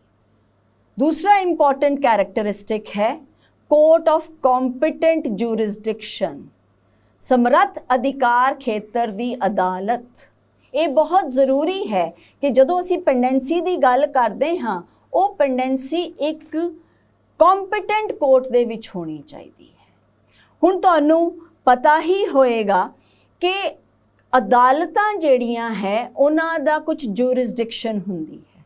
हर अदालत, सपोज मेरी प्रॉपर्टी दिल्ली है तो मैं लुधियाने विच उस केस नहीं कर सकती, उस प्रॉपर्टी नूं लैके मैं लुधियाने विच केस नहीं कर सकती। मेरी प्रॉपर्टी मेरे कोल एक घर है बेंगलोर दे विच, तो मैं दिल्ली पढ़न आ गई हाँ, तो मैं ये नहीं कह सकती कि मैं दावा दिल्ली कर देवां लेकिन प्रॉपर्टी बेंगलोर है। सो बेंगलोर दी ही कोर्ट दी ज्यूरिसडिक्शन है, दिल्ली दी कोर्ट दी ज्यूरिसडिक्शन नहीं है। ज्यूरिसडिक्शन दी गल करिए तो साडे कोल लॉ है जिहड़ा स्पैसीफाई करदा है कि किहड़ी कोर्ट दी कित्थे ज्यूरिसडिक्शन है। CPC दे विच भी है ते होर Punjab and Haryana high court या होर जिहड़े हाई कोर्ट्स है जिन्हां दी ज्यूरिसडिक्शनस है ते उन्हां दे स्टेटां दे खास लॉज है, ਉਹਨਾਂ ਨੇ ਸਪੈਸੀਫਾਈ ਕੀਤਾ ਹੋਇਆ ਹੈ ਕਿ ਕਿਹੜੀ ਕੋਰਟ ਦੀ ਕਿਹੜੀ ਜੂਰਿਸਡਿਕਸ਼ਨ ਹੈ। ਜੇ ਤੁਹਾਨੂੰ ਹਾਇਰਾਰਕੀ ਆਫ ਦ ਕੋਰਟ ਪਤਾ ਹੋਵੇ ਤਾਂ ਤੁਸੀਂ ਜਾਣਦੇ ਹੋ ਕਿ ਸਭ ਤੋਂ ਨੀਚੇ ਜਿਹੜੀ ਹੈ ਸਿਵਲ ਜੱਜ ਜੂਨੀਅਰ ਡਿਵੀਜ਼ਨ ਦੀ ਅਦਾਲਤ ਹੈ, ਉਸ ਤੋਂ ਉੱਪਰ ਸਿਵਲ ਜੱਜ ਸੀਨੀਅਰ ਡਿਵੀਜ਼ਨ ਦੀ ਅਦਾਲਤ ਹੈ, ਫਿਰ ਸਾਡੇ ਕੋਲ ਡਿਸਟ੍ਰਿਕਟ ਜੱਜ ਹੈ ਤੇ ਐਡੀਸ਼ਨਲ ਡਿਸਟ੍ਰਿਕਟ ਜੱਜ ਹੈ, ਉਸ ਤੋਂ ਬਾਅਦ ਸਾਡੇ ਕੋਲ ਉੱਪਰ ਆਉਂਦੇ ਹੈ ਹਾਈ ਕੋਰਟ ਜੱਜ ਤੇ ਉਸ ਤੋਂ ਉੱਪਰ ਹੈ ਸਾਡੇ ਕੋਲ ਸੁਪਰੀਮ ਕੋਰਟ। ਸੋ ਹਰ ਅਦਾਲਤ ਦੀ ਆਪਣੀ ਇੱਕ ਜੂਰਿਸਡਿਕਸ਼ਨ ਨਿੱਥੀ ਹੋਈ ਹੈ। ਪੰਜਾਬ ਦੇ ਵਿੱਚ ਪੰਜਾਬ ਕੋਰਟਸ ਐਕਟ ਜਿਹੜਾ ਹੈ 1918 ਉਹ ਇੱਕ ਨਿਸ਼ਚਿਤ ਕਰਦਾ ਹੈ ਡਿਸਟ੍ਰਿਕਟ ਕੋਰਟ ਦੀਆਂ ਅਦਾਲਤਾਂ ਉਹਨਾਂ ਦੀ ਜੂਰਿਸਡਿਕਸ਼ਨ। ਹੁਣ ਇਹ ਜੂਰਿਸਡਿਕਸ਼ਨ ਕਿਸ ਚੀਜ਼ਾਂ ਤੇ ਡਿਪੈਂਡ ਕਰਦੀ ਹੈ? ਜੂਰਿਸਡਿਕਸ਼ਨ ਪਿਕਿਊਨਰੀ ਜੂਰਿਸਡਿਕਸ਼ਨ ਵੀ ਹੁੰਦੀ ਹੈ ਤੇ ਇੱਕ ਟੈਰੀਟੋਰੀਅਲ ਜੂਰਿਸਡਿਕਸ਼ਨ ਵੀ ਹੁੰਦੀ ਹੈ। ਹੁਣ ਪਿਕਿਊਨਰੀ ਜੂਰਿਸਡਿਕਸ਼ਨ ਕੀ ਹੈ? ਪਿਕਿਊਨਰੀ ਜੂਰਿਸਡਿਕਸ਼ਨ ਹੈ ਉਹ ਮਾਮਲੇ ਜਿਹਦੇ ਵਿੱਚ ਪੈਸੇ ਇਨਵੋਲਵਡ ਹੈ। ਸਪੋਜ਼ ਮੈਂ ਕਿਸੇ ਕੋਲੋਂ 5 ਲੱਖ ਰੁਪਇਆ ਲੈਣਾ ਹੋਵੇ ਤੇ ਉਹ ਇਨਸਾਨ ਮੈਨੂੰ ਪੈਸਾ ਵਾਪਸ ਨਹੀਂ ਦੇ ਰਿਹਾ, ਮੈਂ ਉਹਨੂੰ ਦਿੱਤੇ ਸੀ, ਉਹ ਪੈਸਾ ਮੈਨੂੰ ਮੋੜ ਨਹੀਂ ਰਿਹਾ, ਤਾਂ ਮੈਂ ਉਹਦੇ ਤੇ ਜਦੋਂ ਰਿਕਵਰੀ ਸੂਟ ਫਾਈਲ ਕਰਾਂਗੀ ਪੈਸਾ ਮੋੜਨ ਦਾ ਤੇ ਉਹ ਇੱਕ ਖਾਸ ਅਦਾਲਤ ਵਿੱਚ ਕਰਾਂਗੀ ਜਿਹਦੇ ਕੋਲ ਇਹ ਰਾਈਟ ਹੈ ਕਿ 5 ਲੱਖ ਦੀ ਕੀਮਤ ਮੋੜ ਸਕੇ। ਇਹ ਹੈ ਪਿਕਿਊਨਰੀ ਜੂਰਿਸਡਿਕਸ਼ਨ। ਸੋ ਹਰ ਅਦਾਲਤ ਨੀਚੇ ਦੀ ਅਦਾਲਤ ਤੋਂ ਲੈ ਕੇ junior division, senior division, district ਜੱਜ, ਹਾਈ ਕੋਰਟ, ਸੁਪਰੀਮ ਕੋਰਟ, ਇਹ ਇੱਦਾਂ ਅਦਾਲਤਾਂ ਦੀ ਓਰੀਜਨਲ ਜਿਹੜੀ ਜੂਰਿਸਡਿਕਸ਼ਨ ਹੈ ਉਹ ਕੁਝ ਪੈਸੇ ਸੈੱਟ ਹੈ ਕਿ ਇੰਨੇ ਪੈਸੇ ਤੱਕ ਦਾ ਕੋਰਟ ਡਿਸੀਜਨ ਲੈ ਸਕਦੀ ਹੈ। ਦੂਸਰਾ ਹੈ ਟੈਰੀਟੋਰੀਅਲ ਜੂਰਿਸਡਿਕਸ਼ਨ। ਟੈਰੀਟੋਰੀਅਲ ਜੂਰਿਸਡਿਕਸ਼ਨ ਜਿਸ ਤਰ੍ਹਾਂ ਮੈਂ ਤੁਹਾਨੂੰ ਪਹਿਲਾਂ ਐਗਜ਼ਾਮਪਲ ਦਿੱਤੀ, ਮੇਰੀ ਜਿਹੜੀ ਪ੍ਰਾਪਰਟੀ ਹੈ ਉਹ ਕਿੱਥੇ ਹੈ? ਮੇਰਾ ਜਿਹੜਾ ਘਰ ਹੈ ਜਿਹਦੇ ਤੇ ਮੈਂ ਦਾਵਾ ਕਰ ਰਹੀ ਹਾਂ, ਮੇਰਾ ਘਰ ਕਿਸੇ ਹੋਰ ਨੇ ਮੱਲ ਲਿਆ ਹੈ, ਧੱਕੇ ਨਾਲ ਅੰਦਰ ਚਲਾ ਗਿਆ ਹੈ, ਟ੍ਰੈਸਪਾਸਰ ਹੈ। ਹੁਣ ਮੈਂ ਉਸ ਨੂੰ ਕੱਢਣ ਦੀ ਕੋਸ਼ਿਸ਼ ਕਰ ਰਹੀ ਹਾਂ ਤੇ ਮੈਂ ਦਾਵਾ ਕੀਤਾ ਹੈ ਕਿ ਮੈਂ ਓਨਰ ਹਾਂ। ਉਹ ਪ੍ਰਾਪਰਟੀ ਮੇਰੀ ਬੈਂਗਲੌਰ ਦੇ ਵਿੱਚ ਹੈ, ਤਾਂ ਉਸ ਕੋਰਟ ਜਿਹੜੀ ਬੈਂਗਲੌਰ ਦੀ ਕੋਰਟ ਹੈ, ਸਪੈਸ਼ਲ ਕੋਰਟ, ਸਪੈਸੀਫਿਕ ਕੋਰਟ, ਉਹ ਉਸੇ ਨਾਲ ਰਿਲੇਟਡ ਹੈ, ਉੱਥੇ ਹੀ ਦਾਵਾ ਹੋ ਸਕਦਾ ਹੈ। ਮੈਂ ਦਿੱਲੀ ਦਾਵਾ ਕਰ ਦਵਾਂ ਤੇ ਜਿਹੜਾ ਟ੍ਰੈਸਪਾਸਰ ਹੈ ਉਸ ਪ੍ਰਾਪਰਟੀ ਨੂੰ ਕਿਸੇ ਸੀ ਨੂੰ ਵੇਚ ਦਵੇ ਤਾਂ ਮੈਂ ਕਹਾਂ ਕਿ ਜਨਾਬ ਇਹ ਵੇਚ ਨਹੀਂ ਸਕਦਾ ਕਿਉਂਕਿ ਡਾਕਟਰੀਨ ਆਫ ਲਿਸ ਪੈਂਡੈਂਸ ਇਸ ਤੇ ਲੱਗਦਾ ਹੈ, ਤਾਂ ਕੋਰਟ ਕਹੇਗੀ ਕਿ ਤੂੰ ਗਲਤ ਹੈ, ਡਾਕਟਰੀਨ ਆਫ ਲਿਸ ਪੈਂਡੈਂਸ ਇੱਥੇ ਬਿਲਕੁਲ ਨਹੀਂ ਲੱਗਦਾ ਕਿਉਂਕਿ ਤੂੰ ਕੰਪੀਟੈਂਟ ਕੋਰਟ ਦੇ ਵਿੱਚ ਕੇਸ ਨਹੀਂ ਕੀਤਾ। ਸੋ ਜਿਹੜੀ ਪੈਂਡੈਂਸੀ ਹੈ it needs to be in the competent court of competent jurisdiction. So court ਦੀ ਉਸ ਤੇ ਪੂਰੀ ਜੂਰਿਸਡਿਕਸ਼ਨ ਹੋਵੇ ਤਦ ਹੀ ਉਸ ਨੂੰ ਮੰਨਿਆ ਜਾਏਗਾ। ਤੇ ਐਕਸਟਰਾ ਆਰਡੀਨਰੀ ਜੂਰਿਸਡਿਕਸ਼ਨ ਵੀ ਹੁੰਦੀ ਹੈ, ਹਾਈ ਕੋਰਟ ਹੈ, ਸੁਪਰੀਮ ਕੋਰਟ ਹੈ, ਉਹਨਾਂ ਦੀ ਐਕਸਟਰਾ ਆਰਡੀਨਰੀ ਜੂਰਿਸਡਿਕਸ਼ਨ ਹੈ ਜਿਸ ਦੇ ਤਹਿਤ ਉਹ ਰਿਟਸ ਫਾਈਲ ਕਰ ਸਕਦੇ ਹੈ। ਸਪੈਸ਼ਲ ਕੋਰਟਸ ਵੀ ਹੈ, ਉਹਨਾਂ ਦੀ ਆਪਣੀ ਹੀ ਜੂਰਿਸਡਿਕਸ਼ਨ ਹੈ। ਇੱਕ ਹੋਰ ਇੰਪੋਰਟੈਂਟ ਪੁਆਇੰਟ ਜਿਹੜਾ ਇੱਥੇ ਦੱਸਣ ਦੀ ਲੋੜ ਹੈ ਕਿ ਜਿਹੜੀਆਂ ਫੋਰਨ ਕੋਰਟ ਦੇ ਵਿੱਚ, ਸਪੋਜ਼ ਕੋਈ ਕੇਸ ਫੋਰਨ ਕੋਰਟ ਦੇ ਵਿੱਚ ਪੈਂਡਿੰਗ ਹੈ, ਫੋਰਨ ਕੋਰਟ ਦੇ ਵਿੱਚ ਕੋਈ ਕੇਸ ਕਿਸੇ ਵੀ ਪ੍ਰਾਪਰਟੀ ਨੂੰ ਲੈ ਕੇ ਪੈਂਡਿੰਗ ਹੈ, ਉਹਦੇ ਤੇ ਲਿਸ ਪੈਂਡੈਂਸ ਨਹੀਂ ਲੱਗਦਾ। ਜਾਂ ਕੋਈ ਵੀ ਪ੍ਰਾਪਰਟੀ ਜਿਹੜੀ ਹਿੰਦੁਸਤਾਨ ਤੋਂ ਬਾਹਰ ਹੈ, ਫੋਰਨ ਲੈਂਡ ਤੇ ਹੈ, ਸਪੋਜ਼ ਮੇਰੀ ਪ੍ਰਾਪਰਟੀ ਅਮਰੀਕਾ ਦੇ ਵਿੱਚ ਹੈ ਤੇ ਮੈਂ ਉਸ ਦਾ ਦਾਵਾ ਹਿੰਦੁਸਤਾਨ ਦੇ ਵਿੱਚ ਨਹੀਂ ਕਰ ਸਕਦੀ। ਜੇ ਮੈਂ ਕੀਤਾ ਵੀ ਹੈ ਤੇ ਉੱਥੇ ਕਿਸੇ ਨੇ ਉਸ ਨੂੰ ਵੇਚ ਦਿੱਤਾ ਹੈ ਤਾਂ ਡਾਕਟਰੀਨ ਆਫ ਲਿਸ ਪੈਂਡੈਂਸ ਐਸੀ ਸਿਚੁਏਸ਼ਨ ਤੇ ਨਹੀਂ ਲੱਗੇਗਾ।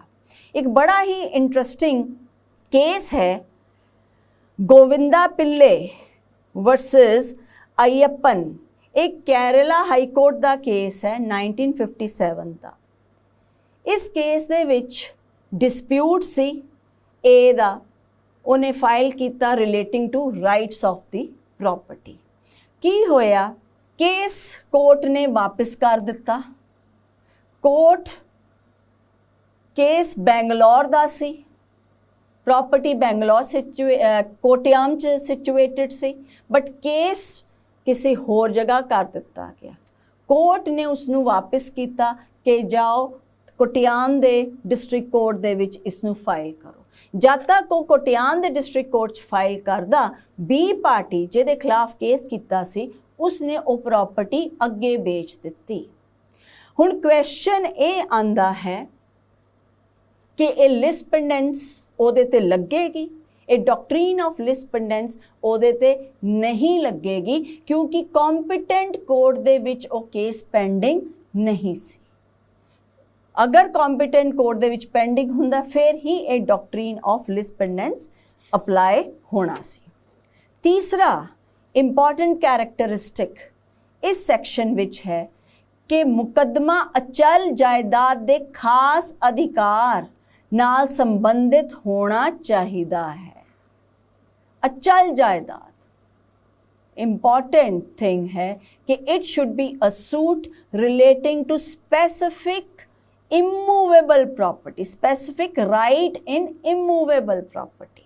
so ਇੱਥੇ ਅਸੀਂ ਜਦੋਂ ਗੱਲ ਕਰਾਂਗੇ ਉਹ ਇਹ ਹੈ ਕਿ ਜਦੋਂ A ਤੇ B ਦਾ ਡਿਸਪਿਊਟ ਹੈ, ਉਹ ਡਿਸਪਿਊਟ ਟਾਈਟਲ ਨੂੰ ਲੈ ਕੇ ਹੋਣਾ ਚਾਹੀਦਾ ਹੈ ਜਾਂ ਉਹ ਡਿਸਪਿਊਟ ਪੋਜੈਸ਼ਨ ਨੂੰ ਲੈ ਕੇ ਹੋਣਾ ਚਾਹੀਦਾ ਹੈ ਜਾਂ ਉਹ ਡਿਸਪਿਊਟ ਰਾਈਟ ਆਫ ਏਲੀਏਨੇਸ਼ਨ ਮਤਲਬ ਵੇਚਣ ਦੇ ਹੱਕ ਲਈ ਉਹ ਡਿਸਪਿਊਟ ਹੋਣਾ ਚਾਹੀਦਾ ਹੈ। ਤੇ ਕਿਸ ਚੀਜ਼ ਤੇ ਡਿਸਪਿਊਟ ਹੋਣਾ ਚਾਹੀਦਾ ਹੈ? Specific immovable property. ਇਹ ਨਹੀਂ ਮੇਰੀਆਂ ਸਾਰੀਆਂ ਪ੍ਰਾਪਰਟੀਆਂ ਦਾ ਇੱਕ ਰਾਈਟ ਹੈ, ਉਹ ਸਾਰੀਆਂ ਪ੍ਰਾਪਰਟੀ ਦੀ ਗੱਲ ਨਹੀਂ ਹੈ। ਇਹਦੇ ਵਿੱਚ ਮੈਂ ਅਗਰ ਦਾਵਾ ਕਰਾਂਗੀ ਤਾਂ ਮੈਂ ਸਪੈਸੀਫਾਈ ਕਰਾਂਗੀ ਕਿ ਮੇਰੀ ਬੈਂਗਲੌਰ ਦੀ ਪ੍ਰਾਪਰਟੀ, ਮੇਰੀ ਬੈਂਗਲੌਰ ਦਾ ਇਹ ਘਰ, ਇਸ ਜਗ੍ਹਾ ਤੇ ਜਿਹੜਾ ਘਰ ਹੈ ਉਹਦਾ ਦਾਵਾ ਮੈਂ ਕਰ ਰਹੀ ਹਾਂ ਦੂਸਰੀ ਪਾਰਟੀ ਦੇ ਖਿਲਾਫ ਕਿ ਇਹ ਜ਼ਬਰਦਸਤੀ ਧੱਕੇ ਨਾਲ ਇਸ ਘਰ ਦੇ ਵਿੱਚ ਬੈਠਾ ਹੋਇਆ ਹੈ, ਇਸ ਨੂੰ ਕੱਢਿਆ ਜਾਵੇ। ਠੀਕ ਹੈ, ਹੁਣ ਇਹਦੇ ਨਾਲ ਕੀ ਹੈ, ਕੁਐਸਚਨ ਇਹ ਆਂਦਾ ਹੈ कि there has to be a right in immovable property directly and specifically in question।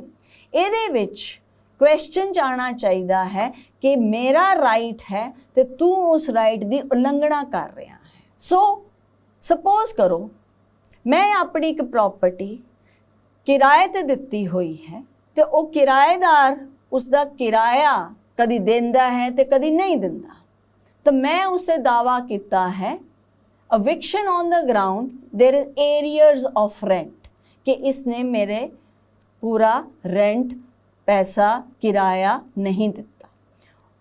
इत्थे मैं डिस्प्यूट ये नहीं कर रही कि वो किराएदार अपने आप को मालक दस रहा है, इत्थे मैं डिस्प्यूट कर रही हाँ कि वो किराएदार है तो वो किराया बराबर नहीं दे रहा। किराएदार भी ये कह रहा मैं किराएदार हाँ, लेकिन वो कह रहे हैं मैं तो दिता है, तो झगड़ा ये है। इस दौरान अगर मैं अपनी वो प्रॉपर्टी किसी होर नूं बेच देनी हाँ तो की डॉक्ट्रीन ऑफ लिस पेंडेंस लगेगा? तो कोर्ट ते लॉ का कहना है कि डॉक्ट्रीन ऑफ लिस पेंडेंस नहीं लगेगा। क्यों नहीं लगेगा? क्योंकि दावा जिहड़ा है वो टाइटल नूं लैके नहीं है, दावा जिहड़ा है राइट टू एलियनेशन ले नहीं है, दावा है कि तू टेनेंट है, एरियर्स ऑफ रेंट, इत्थे क्लैश नहीं है। हुण जिथे ए और बी दा क्लैश है, ए कहंदा मैं ओनर हाँ, बी कहंदा मैं ओनर हाँ, ओदे उस चक्कर दे विच बी किसी सी नूं बेच दिंदा है, कल नूं कोर्ट उस प्रॉपर्टी दा ओनर ए नूं बना दिंदी है, फिर ए ਲਈ ਉਹ सी तो दोबारा सी ते फाइल करना पएगा, ਉਹਦੇ ਤੋਂ प्रॉपर्टी ਲੈਣੀ पएगी, C in the meantime D ਨੂੰ ਕਰ ਦਿੰਦਾ ਹੈ। ਸੋ ਤਾਂ ਕਿ ਇਹ ਝਗੜਾ ਜਿਹੜਾ ਹੈ ਲੰਬਾ ਨਾ ਚੱਲਦਾ ਰਹੇ, ਜਸਟਿਸ ਮਿਲੇ, ਇਸ ਲਈ ਇਹ ਸੈਕਸ਼ਨ ਪ੍ਰੋਵਾਈਡ ਕੀਤਾ ਗਿਆ ਹੈ ਟ੍ਰਾਂਸਫਰ ਆਫ ਪ੍ਰੋਪਰਟੀ ਐਕਟ।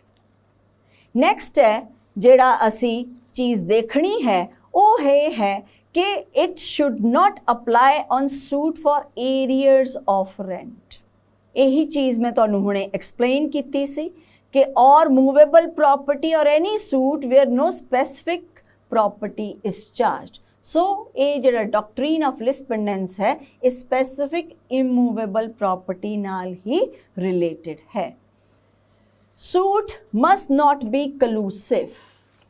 ਕਲੂਸਿਵ ਦਾ ਕੀ ਮਤਲਬ ਹੈ? ਮੁਕੱਦਮਾ ਮਿਲੀ ਭੁਗਤ ਵਾਲਾ ਨਹੀਂ ਹੋਣਾ ਚਾਹੀਦਾ। ਮਿਲੀ ਭੁਗਤ, ਕਲੂਸਿਵ।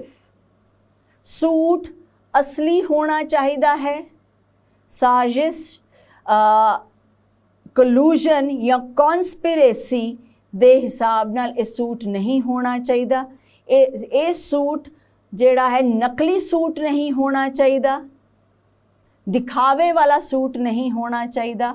ਮੁਕੱਦਮਾ ਵਾਪਸ ਲਿਆ ਗਿਆ ਜਾਂ ਛੱਡ ਦਿੱਤਾ ਗਿਆ, ਐਸਾ ਮੁਕੱਦਮਾ ਨਹੀਂ ਹੋਣਾ ਚਾਹੀਦਾ।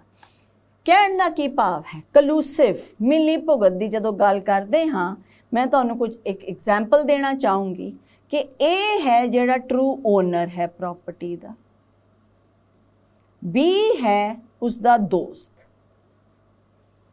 ਦੋਨੋਂ ਇੱਕ ਰੋਂਗ ਇੰਟੈਂਸ਼ਨ ਨਾਲ ਇਹ ਕਹਿੰਦਾ ਹੈ ਕਿ ਬੀ ਨੂੰ ਕਿ ਤੂੰ ਇਹ ਪ੍ਰੋਪਰਟੀ ਸੀ ਨੂੰ ਵੇਚ ਦੇ, during pendency of the case ਵੇਚ ਦੇ, ਇਹ ਸ਼ੋ ਕਰਕੇ ਮੈਂ ਓਨਰ ਹਾਂ।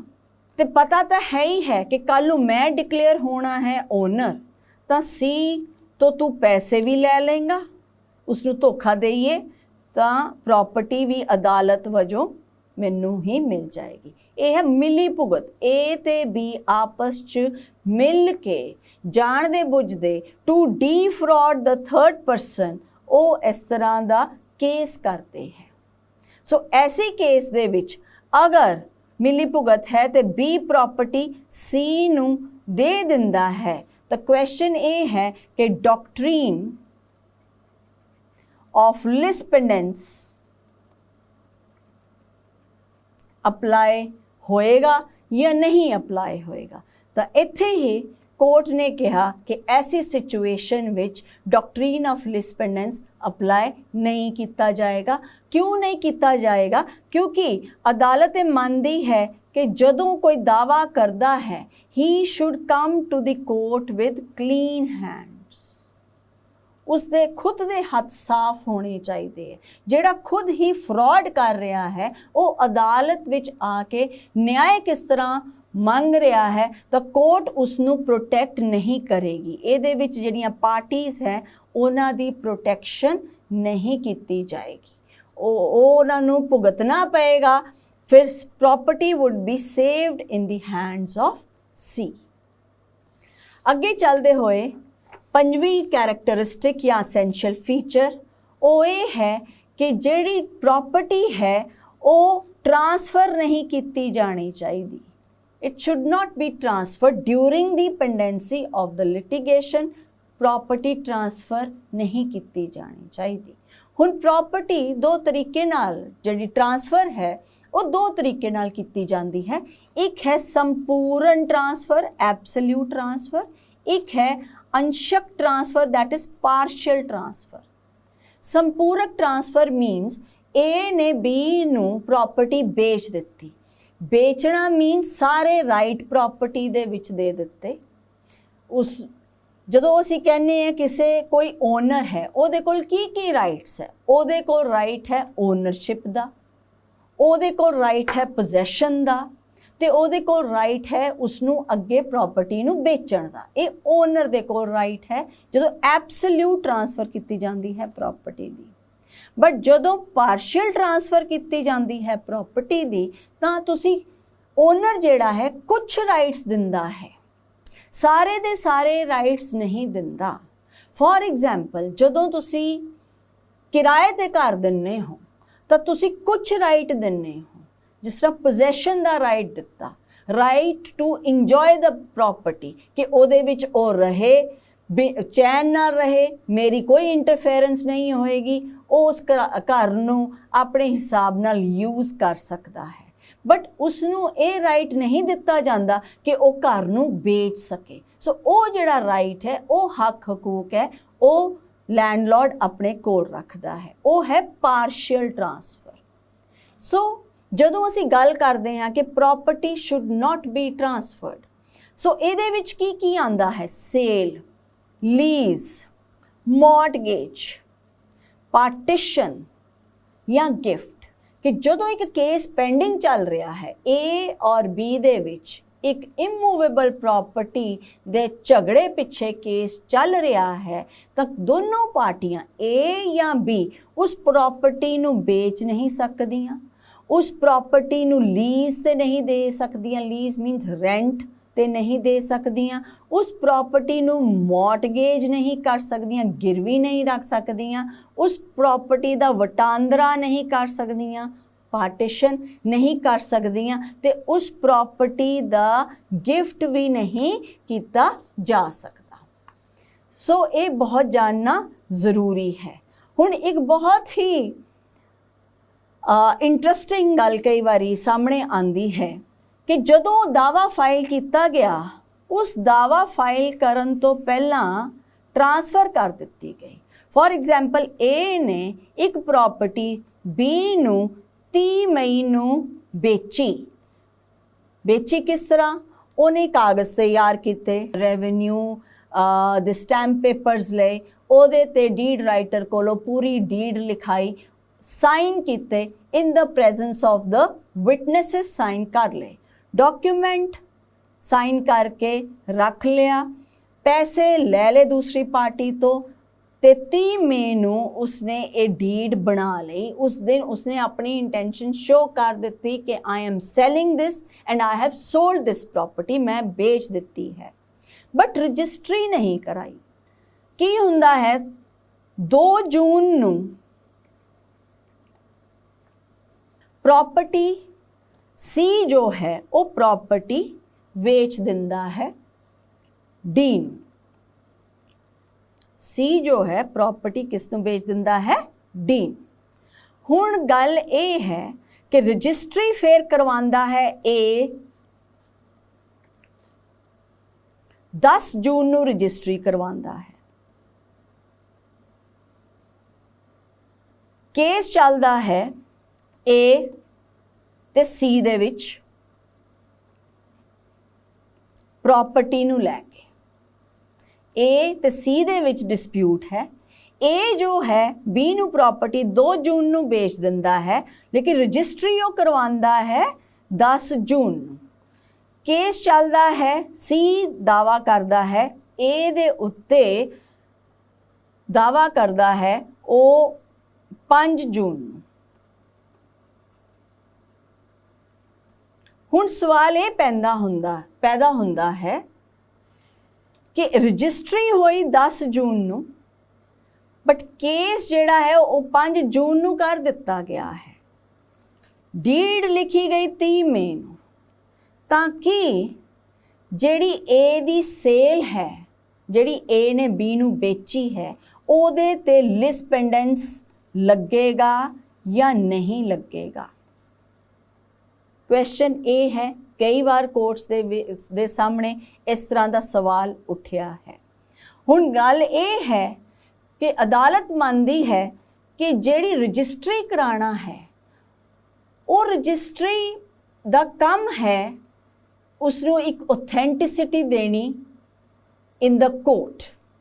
ਜਦੋਂ ਅਸੀਂ ਇੱਕ ਰਜਿਸਟਰੀ ਕਰਵਾਉਂਦੇ ਹਾਂ, ਉਹ ਰਜਿਸਟਰੀ ਜਿਹੜੀ ਹੈ ਇੰਟੈਂਸ਼ਨ ਸ਼ੋ ਨਹੀਂ ਕਰ ਰਹੀ, ਉਹ registry does make it a piece of evidence before the court ਕਿ ਕੱਲ ਨੂੰ ਤੁਸੀਂ ਕੋਰਟ 'ਚ ਜਾਣਾ ਹੈ ਤਾਂ ਕੋਰਟ ਨੇ ਉਸ ਦੀ ਰਜਿਸਟਰੀ ਦੇਖਣੀ ਹੈ। ਗੱਲ ਇਹ ਹੈ ਕਿ ਉਸਨੇ ਆਪਣੀ ਇੰਟੈਂਸ਼ਨ 30 ਮਈ ਨੂੰ ਸ਼ੋ ਕਰ ਦਿੱਤੀ, ਉਸਨੇ ਇੰਟੈਂਸ਼ਨ ਸ਼ੋ ਕਰਤੀ, ਉਸਨੇ ਪ੍ਰਾਪਰਟੀ ਵੇਚ ਦਿੱਤੀ। ਸੋ ਵੇਚ ਉਹਨੇ ਪਹਿਲਾਂ ਹੀ ਦਿੱਤੀ, ਦਾਵਾ ਬਾਅਦ ਵਿੱਚ ਕੀਤਾ ਗਿਆ।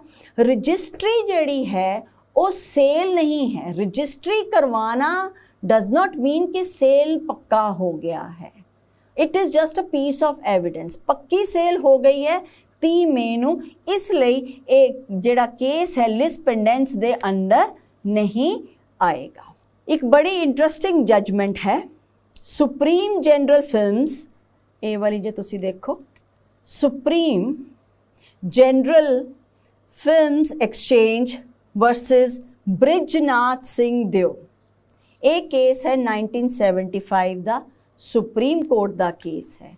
ਇਹਦੇ ਵਿੱਚ ਕੀ ਹੋਇਆ ਕਿ ਇਹ ਓਨਰ ਹੈ ਪ੍ਰੋਪਰਟੀ ਦਾ, ਉਸਨੇ ਲੋਨ ਲਿਆ ਪ੍ਰੋਪਰਟੀ ਤੇ 2,50,000 ਦਾ। किस कोलों लिया? बी कोलों लिया। ते बी ਨੂੰ ਆਪਣਾ ਇੱਕ ਸਿਨੇਮਾ ਹੈ ਉਹਦਾ, ਸਿਨੇਮਾ ਥੀਏਟਰ ਉਸਨੇ ਉਸਦੇ ਕੋਲ ਗਿਰਵੀ ਰੱਖ ਦਿੱਤਾ ਤੇ ਲੋਨ ਅਮਾਉਂਟ ਲੈ ਲਿਆ 2,50,000 ਦਾ।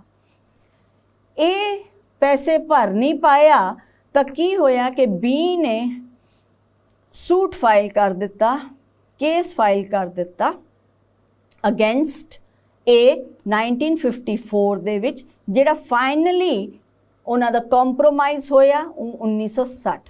ਕਹਿਣ ਦਾ ਭਾਵ ਇਹ ਹੈ ਕਿ ਇਹ 6 ਸਾਲ ਕੇਸ ਪੈਂਡਿੰਗ ਚੱਲਦਾ ਰਿਹਾ। ਇਨ ਦ ਮੀਨ ਟਾਈਮ ਕੀ ਸੀ ਕਿ ਇਹ ਪ੍ਰਾਪਰਟੀ ਜਿਹੜੀ ਹੈ ਇਹ ਨੇ ਆਪਣਾ ਇਹ ਸਿਨੇਮਾ ਥੀਏਟਰ ਟੈਨੈਂਸੀ 'ਚ ਦਿੱਤਾ ਹੋਇਆ ਸੀ, ਮਤਲਬ ਰੈਂਟ ਤੇ ਦਿੱਤਾ ਹੋਇਆ ਸੀ। ਰੈਂਟ ਤੇ ਉਹਨੇ ਸੀ ਨੂੰ ਇਹ ਪ੍ਰਾਪਰਟੀ ਦਿੱਤੀ ਹੋਈ ਸੀ 1940 ਔਨਵਰਡਸ ਉਸਨੇ ਸੀ ਨੂੰ ਪ੍ਰਾਪਰਟੀ ਦਿੱਤੀ ਸੀ ਬਾय ਅਨਰਜਿਸਟਰਡ ਲੀਜ਼ ਡੀਡ ਜਿਹੜੀ ਰਜਿਸਟਰਡ ਨਹੀਂ ਸੀ, ਅਨਰਜਿਸਟਰਡ ਲੀਜ਼ ਡੀਡ। ਤੁਸੀਂ ਜਦੋਂ ਆਪਾਂ ਲੀਜ਼ ਪੜਾਂਗੇ you will come to know in detail ਕਿ ਜਿਹੜੀ ਲੀਜ਼ ਸਾਲ ਤੋਂ ਜ਼ਿਆਦਾ ਹੈ उस लीज ਨੂੰ ਰਜਿਸਟਰ ਕਰਾਣਾ ਮੈਂਡੇਟਰੀ ਹੈ ਇਨ ਦ ਰਜਿਸਟ੍ਰੇਸ਼ਨ ਐਕਟ। ਇਹਨੂੰ 1940 ਤੋਂ ਇਹ ਲੀਜ਼ ਦਿੱਤੀ ਗਈ ਟਿਲ 1946। ਸੋ ਇਹਦਾ ਮਤਲਬ 6 ਸਾਲ ਦੀ ਲੀਜ਼ ਸੀ, ਬਟ ਉਸਨੂੰ ਅਨਰਜਿਸਟਰਡ ਲੀਜ਼ ਡੀਡ ਨਾਲ ਇਹ ਲੀਜ਼ ਦਿੱਤੀ ਗਈ। ਉਸ ਤੋਂ ਬਾਅਦ 1946 ਤੋਂ ਲੈ ਕੇ 1956 ਤੱਕ ਪ੍ਰੋਪਰਟੀ ਉਸ ਟੈਨੈਂਟ ਦੇ ਹੱਥ ਵਿੱਚ ਹੀ ਰਹੀ, ਉਸਦੇ ਕੋਲ ਹੀ ਰਹੀ। 1956 ਦੇ ਵਿੱਚ ਕੀ ਹੋਇਆ ਕਿ ਉਹ ਟੈਨੈਂਟ ਜਿਹੜਾ ਹੈ ਉਸਨੇ ਕਿਹਾ ਇਹਨੂੰ ਕਿ ਤੂੰ ਰਜਿਸਟਰੀ ਕਰਾ ਲੀਜ਼ ਦੀ, ਤੂੰ ਰਜਿਸਟਰਡ ਲੀਜ਼ ਡੀਡ ਮੈਨੂੰ ਦੇ। ਫਿਰ ਉਹ ਫॉर 8 ਈਅਰਸ, ਸੋ ਇਹ ਨੇ 8 ਸਾਲ ਤੱਕ ਇੱਕ ਇਹਨੂੰ ਲੀਜ਼ ਦਿੱਤੀ, ਲੀਜ਼ ਤੇ ਪ੍ਰੋਪਰਟੀ ਦਿੱਤੀ ਕਿ ਇਸ ਨੂੰ ਰੀਨਿਊ ਕੀਤਾ ਜਾ ਸਕਦਾ ਹੈ। 8 ਸਾਲ ਤੋਂ ਬਾਅਦ ਇਹ ਰੀਨਿਊ ਕੀਤਾ ਜਾ ਸਕਦਾ ਹੈ।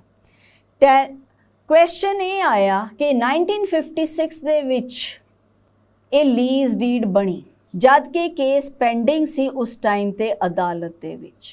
ਕੁਐਸਚਨ ਇਹ ਆਇਆ ਕਿ ਇਹ ਜਿਹੜੀ ਲੀਜ਼ ਡੀਡ ਹੈ is it hit by doctrine of lis pendens, ਕੀ ਇਹਦੇ ਤੇ ਲਿਸਪੈਂਡੈਂਸ ਦਾ ਡਾਕਟਰੀਨ ਸਿਧਾਂਤ ਲੱਗੇਗਾ ਜਾਂ ਨਹੀਂ ਹੈ। ਟੈਨੈਂਟ ਨੇ ਕਿਹਾ ਕਿ ਮੈਂ ਤਾਂ 1940 ਤੋਂ ਬੈਠਾ ਹੋਇਆ ਹਾਂ, ਸੋ ਇਹ ਜਿਹੜੀ 1956 ਦੇ ਵਿੱਚ ਲੀਜ਼ ਬਣਾਈ ਗਈ ਹੈ ਇਹ ਪਹਿਲਾਂ ਤੋਂ ਹੀ ਚੱਲਦੀ ਆ ਰਹੀ ਹੈ। ਬਟ ਅਦਾਲਤ ਨੇ ਕਿਹਾ ਕਿ ਪਹਿਲਾਂ ਤੋਂ ਇਹ ਚੱਲਦੀ ਨਹੀਂ ਆ ਰਹੀ ਕਿਉਂਕਿ ਉਸ ਸਮੇਂ ਇੱਕ ਗਲਤ ਤਰੀਕੇ ਦੀ ਲੀਜ਼ ਬਣਾਈ ਗਈ ਜਿਹੜੀ ਅਨਰਜਿਸਟਰਡ ਸੀ। ਜਦੋਂ 1 ਸਾਲ ਤੋਂ ਉੱਪਰ ਦੀ ਤੁਸੀਂ ਲੀਜ਼ ਬਣਾਣੀ ਹੈ it has to be registered. So ਉਹ ਵਾਇਲੇਸ਼ਨ ਆਫ ਦ ਲਾਅ ਸੀ, ਪਹਿਲਾਂ ਤੋਂ ਨਹੀਂ ਚੱਲਦੀ ਆ ਰਹੀ। ਤੁਸੀਂ ਜਿਹੜੀ ਇਹ ਲੀਜ਼ ਹੈ ਇਹ ਫਰੈਸ਼ ਲੀਜ਼ ਹੈ ਜਿਹੜੀ ਬਣਾਈ ਹੈ 1956 ਦੇ ਵਿੱਚ, ਕਿਉਂਕਿ ਕੇਸ ਦਾਵਾ ਪੈਂਡਿੰਗ ਸੀ। ਇਸ ਵਜ੍ਹਾ ਨਾਲ ਇਹ ਜਿਹੜੀ ਲੀਜ਼ ਹੈ ਇਹ ਡਾਕਟਰੀਨ ਆਫ ਲਿਸਪੈਂਡੈਂਸ ਇਸ ਤੇ ਲਾਗੂ ਹੋਏਗਾ, ਇਹ ਲੱਗੇਗਾ। ਆਈ ਹੋਪ ਤੁਹਾਨੂੰ ਸਮਝ ਆ ਗਿਆ ਹੋਏਗਾ ਇਹ ਐਗਜ਼ਾਮਪਲ। ਅੱਗੇ ਚੱਲਦੇ ਹਾਂ। ਜਿਹੜਾ ਡਾਕਟਰੀਨ ਹੈ ਤੇ ਦਾਵਾ ਚੱਲ ਰਿਹਾ ਹੈ ਪਾਰਟੀਆਂ ਦੋਨਾਂ ਦੇ ਵਿੱਚ, ਉਹ ट्रांसफर ਜਿਹੜੀ ਕੀਤੀ ਜਾ ਰਹੀ ਹੈ that has to be by any party to the suit। सो चाहे ए प्लेंटिफ है जिसने दावा किया है, बी डिफेंडेंट है जिस दे उत्ते दावा किया गया है। सो ये दोनों पार्टियां दोनों धिर ही ट्रांसफर नहीं कर सकते। प्लेंटिफ नू भी रोक है ते डिफेंडेंट नू भी रोक है। लेकिन तीसरी पार्टी अगर इसनू थर्ड पार्टी जे इसनू तीसरी पार्टी सैल ऑफ कर दिंदी है, ए बी तो इलावा जिन्हां दे विच केस पेंडिंग है, इस तो इलावा कोई सी पार्टी आंदी है, सी पार्टी उस प्रॉपर्टी नू बेच दिंदी है, फिर ए डॉक्ट्रीन ऑफ लिस्पेंडेंस अप्लाई नहीं किया जाएगा। लिस्पेंडेंस ऐसी चीज़ है, देखो अगर असी एग्जाम्पल देखिए, ए पार्टी ਤੇ ਬੀ ਪਾਰਟੀ ਦੇ ਵਿੱਚ ਓਨਰਸ਼ਿਪ ਦਾ ਝਗੜਾ ਹੈ। ਏ ਪਾਰਟੀ ਇਸ ਨੂੰ ਸੀ ਕੋਲ ਵੇਚ ਦਿੰਦੀ ਹੈ during the pendency of litigation. ਤੇ ਐਂਡ ਵਿੱਚ ਦਾਅਵੇ ਤੋਂ ਬਾਅਦ ਜਿਹੜਾ ਕੋਰਟ ਦਾ ਵਰਡਿਕਟ ਆਂਦਾ ਹੈ, ਡਿਸੀਜਨ ਆਂਦਾ ਹੈ, ਉਹਦੇ ਵਿੱਚ ਉਹ ਕਹਿੰਦੇ ਹੈ ਕਿ B is the rightful owner of the property. So ਹੁਣ ਬੀ ਰਾਈਟਫੁਲ ਓਨਰ ਹੋਣ ਕਰਕੇ ਬਟ ਵੇਚੀ ਸੀ ਨੂੰ ਗਈ। ਹੁਣ ਕੁਐਸਚਨ ਇਹ ਹੈ ਕਿ ਇਹ ਜਿਹੜੀ ਸੇਲ ਹੈ ਇਹ ਵॉइड ਹੈ। ਲਾਅ ਕਹਿੰਦਾ ਹੈ ਕਿ ਸੇਲ ਵॉइड ਨਹੀਂ ਹੈ, ਵॉइड ਇਨ ਦ ਸੈਂਸ ਕਿ ਇਹ ਜਿਹੜੀ ਸੀ ਨੂੰ ਵੇਚੀ ਗਈ, ਇਟ ਵੁੱਡ ਬੀ ਕਿ ਕੋਰਟ ਹੁਣ ਇਹ ਸੀ ਤੋਂ ਪ੍ਰੋਪਰਟੀ ਲੈ ਕੇ ਬੀ ਨੂੰ ਦੇ ਦੇਵੇਗੀ। As such transfer can take place but it has to be given to B. ਇਸ ਮਾਮਲੇ ਦੇ ਵਿੱਚ ਤਾਂ ਇੱਕ ਕੰਡੀਸ਼ਨ ਜਿਹੜੀ ਹੈ ਉਹ void रहेगी, subsequent ट्रांसफर लिए कंडीशन void रहेगी क्योंकि declare B as an owner कर दिता गया है। Status of the transfer made pendente lite कि जे कोई transfer during the pendency of litigation की जाती है तो उसका स्टेटस की है, उसदे विच की फायदा होएगा कि वो सारी सेल वॉइड डिक्लेयर कर दी जाएगी या वो वैलिड है। सो लैंग्वेज जड़ा इस सैक्शन है, सैक्शन दे विच इस तरह किते भी नहीं लिखा गया कि इसका स्टेटस वॉइड है, कि वो सेल वॉइड है या वॉइडेबल है, इस तरह का कुछ भी ये विच नहीं लिखा गया। सो प्रोहिबिशन ये लिखा कि तुसी सेल कर नहीं सकते। मुद्दा इत्थे ये है कि अगर सेल कर दी गई फिर उसका की स्टेटस है। सो उहदे लई वो कह रहे हैं कि सेल जिहड़ी है वो वॉइड नहीं है, उहदा आउटकम जो है इस फैसले दे नतीजे दे अधीन है। हो सकता है ये है जिहड़ा प्रॉपर्टी बी, दोनों दे विच झगड़ा चल रहा है, बी प्रॉपर्टी एफ नू बेच दिंदा है during the pendency of litigation. B जिहड़ा है वो प्रॉपर्टी एफ नू बेच दिंदा है। दावे दे एंड विच ये पता चलता है, कोर्ट दा डिसीजन आंदा है कि बी ही ओनर है। हुण बी ही ओनर है, ਇਹਦਾ ਇਹ फायदा होएगा कि ये जिहड़ी सेल की गई है ये वॉइड नहीं है। कोई भी सेल जिहड़ी की जाए, चाहे ए ने की है या एफ ने की है, वो वॉइड नहीं होएगी। इस सिचुएशन दे विच जिहड़ी सेल है वो बिल्कुल वैलिड है, एज इट इज स्टेटस को position will be maintained. F है जिन्हें खरीद ली है, ना एफ इज द ओनर, झगड़े का कारण खत्म हो गया। बट सपोज ऐसी सिचुएशन दे विच बी दी जगह ए है वो जिहड़ी प्रॉपर्टी सी नू बेच दिंदा है, तो कोर्ट डिसीजन लैंदी है कि ओनर कौन है, बी है। तो ऐसी सिचुएशन दे विच C is forced by the court to give the property to B. इत्थे फोर्स जनरेट होएगा। हुण सी ए नहीं कह सकदा कि मैनू नोटिस नहीं सी। He is bound by the decision of the court. He will have to give back the property, वापस उसनू बी दे कोल देनी ही पएगी। ये है status of the transfer made pendente light. एक बड़ी अच्छी जजमेंट है इस दे नाल रिलेटेड, जगन्नाथ महाप्रभु वर्सेस प्रवत चैटर्जी 1992 दी उड़ीसा हाई कोर्ट की जजमेंट है। इस दे विच की होया मैं विस्तार सहित आप जी नूं समझानी हाँ। ए ने डी दे खिलाफ दावा किया to evict him from the property, कि ए अवैध तरीके नाल अंदर घुस गया है, ते ए इलीगल ऑक्यूपेशन है, कि प्रॉपर्टी ते बैठा होया है, तो मैनू ये प्रॉपर्टी वापस दिती जाए। इन द मीन टाइम डी की करता है, एक्स ते वाई नू ये प्रॉपर्टी बेच दिंदा है। हुण जदों बेच दिंदा है प्रॉपर्टी, तां केस चल रहा है। ਹੁਣ ਇਹ ਐਕਸ ਐਂਡ ਵਾਈ ਕਹਿੰਦੇ ਹੈ ਕਿ ਸਾਨੂੰ ਪਾਰਟੀ ਬਣਾਇਆ ਜਾਵੇ ਕਿਉਂਕਿ ਇਹ ਕੇਸ ਜਿਹੜਾ ਹੈ ਸਾਡੇ ਨਾਲ ਰਿਲੇਟਡ ਹੈ ਕਿਉਂਕਿ ਸਾਨੂੰ ਡੀ ਨੇ ਵੇਚ ਦਿੱਤਾ ਹੈ। ਹੁਣ ਇੱਥੇ ਕੋਰਟ ਦੀ ਡਿਸਕ੍ਰਿਸ਼ਨ ਹੈ ਐਕਸ ਐਂਡ ਵਾਈ ਨੂੰ ਪਾਰਟੀ ਬਣਾਉਣਾ ਜਾਂ ਨਾ ਬਣਾਉਣਾ। ਜੇ ਉਹ ਨਾ ਵੀ ਬਣਾਉਣਗੇ ਤਾਂ ਵੀ ਚੱਲੇਗਾ ਕਿਉਂਕਿ ਇਹ ਜਿਹੜਾ ਡਿਸੀਜਨ ਆਫ ਲਿਸ ਪੈਂਡੈਂਸ ਹੈ ਇਹ ਸਿਰਫ ਡੀ ਤੇ ਹੀ ਲਾਗੂ ਨਹੀਂ ਹੋਏਗਾ, ਇਹ ਜਿਹੜੇ ਵੀ ਖਰੀਦਦਾਰ ਹੋਣਗੇ ਉਸ ਪ੍ਰਾਪਰਟੀ ਦੇ ਸਭ ਤੇ ਹੀ ਲਾਗੂ ਹੋਏਗਾ। ਸੋ ਕੋਰਟ ਨੇ ਇਸ ਕੇਸ ਦੇ ਵਿੱਚ ਭਾਵੇਂ ਐਕਸ ਐਂਡ ਵਾਈ ਨੂੰ ਪਾਰਟੀ ਬਣਾ ਦਿੱਤਾ ਇਹ ਕਹਿ ਕੇ ਕਿ ਡੀ ਫਿਰ ਪ੍ਰੋਪਰ ਕਾਰਵਾਈ ਨਹੀਂ ਕਰੇਗਾ ਕੇਸ ਦੇ ਵਿੱਚ ਕਿਉਂਕਿ ਉਹ ਤਾਂ ਵੇਚ ਵੱਟ ਕੇ ਬਾਹਰ ਚਲਾ ਗਿਆ ਹੈ, ਉਹਦਾ ਕੋਈ ਹੁਣ ਲੈਣਾ ਦੇਣਾ ਨਹੀਂ ਹੈ ਤੇ ਉਹ ਪ੍ਰੋਪਰ ਪੈਰਵਾਈ ਕੇਸ ਦੀ ਨਹੀਂ ਕਰ ਪਾਏਗਾ ਤੇ ਐਕਸ ਐਂਡ ਵਾਈ ਜਿਨ੍ਹਾਂ ਦਾ ਰਾਈਟ ਇਨਫ੍ਰਿੰਜ ਹੋ ਰਿਹਾ ਹੈ ਉਹ ਆਪਣੀ ਬੈਟਰ ਕਾਰਵਾਈ ਕਰ ਸਕਦੇ ਹੈ। ਉਹ ਕੋਸ਼ਿਸ਼ ਇਸ ਲਈ ਕੋਰਟ ਨੇ ਇਹਨਾਂ ਨੂੰ ਅਲਾਉ ਕਰਤਾ, ਅਦਰਵਾਈਜ਼ ਇੰਪਲੀਡ ਕਰਨ ਦੀ ਜ਼ਰੂਰਤ ਨਹੀਂ ਹੈ। ਸੋ ਇਹ ਸੀ ਡਿਸੀਜਨ ਜਗਨਨਾਥ ਮਹਾਪ੍ਰਭੂ ਵਰਸਸ ਪ੍ਰਵਤ ਚੈਟਰਜੀ ਦਾ। ਵਿਦਿਆਰਥੀਓ, ਅੱਜ ਦੇ ਇਸ ਲੈਕਚਰ ਬਾਰੇ ਇੱਕ ਨਵਾਂ ਚਾਨਣਾ ਤੁਹਾਨੂੰ ਸਭ ਨੂੰ ਹੋਇਆ ਅਬਾਊਟ ਦੀ ਡਾਕਟਰੀਨ ਆਫ ਲਿਸ ਪੈਂਡੈਂਸ ਦਾ ਸਿਧਾਂਤ। that is during the pendency of litigation ਕੁਝ ਨया ਕ੍ਰੀਏਟ ਨਹੀਂ ਹੋਣਾ ਚਾਹੀਦਾ।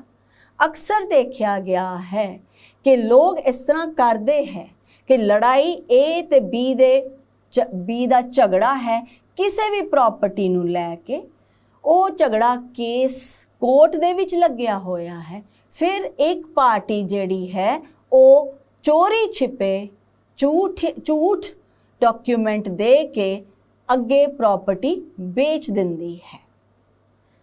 ਹੁਣ ਐਸੀ ਸਿਚੁਏਸ਼ਨ ਦੇ ਵਿੱਚ ਜੇ ਸਪੋਜ਼ ਇਹ ਓਨਰ ਹੈ ਐਂਡ ਉਹਦੀ ਪ੍ਰਾਪਰਟੀ ਹੈ, ਉਸ ਨੂੰ ਤਾਂ ਬਹੁਤ ਹੀ ਚੱਕਰ ਪੈ ਜਾਣਗੇ। ਪਹਿਲਾਂ ਤਾਂ ਉਹ ਦਾਵਾ ਇਹ B ਤੋਂ ਜਿੱਤਿਆ ਬਟ B ਨੇ ਅੱਗੇ C ਨੂੰ ਵੇਚ ਦਿੱਤਾ ਹੈ, ਫਿਰ ਉਹ ਹੁਣ C ਤੇ ਦਾਵਾ ਕਰੇ, ਫਿਰ C ਅੱਗੇ D ਨੂੰ ਵੇਚ ਦਿੰਦਾ ਹੈ ਤਾਂ ਫਿਰ ਬਾਅਦ ਵਿੱਚ D ਨੂੰ ਦਾਵਾ ਕਰੇ, ਇੱਦਾਂ ਤਾਂ ਸਾਲਾਂ ਦੇ ਸਾਲ ਹੀ ਨਿਕਲ ਜਾਣਗੇ। ਸੋ ਇਸ ਲਈ ਇਹ ਡਾਕਟਰੀਨ ਇੱਕ ਕਿਸਮ ਦਾ ਰਿਲੀਫ ਲੈ ਕੇ ਆਈ। ਇਹ ਡਾਕਟਰੀਨ ਨੇ ਜਸਟਿਸ ਪ੍ਰੋਵਾਈਡ ਕੀਤਾ ਕਿ ਚਾਹੇ ਦਾਵਾ A ਤੇ B ਦੇ ਵਿੱਚ ਹੈ, ਇਹਦੇ ਵਿੱਚ ਕੋਈ ਵੀ ਨਵਾਂ ਟਾਈਟਲ ਕ੍ਰੀਏਟ ਨਹੀਂ ਹੋਣਾ ਚਾਹੀਦਾ।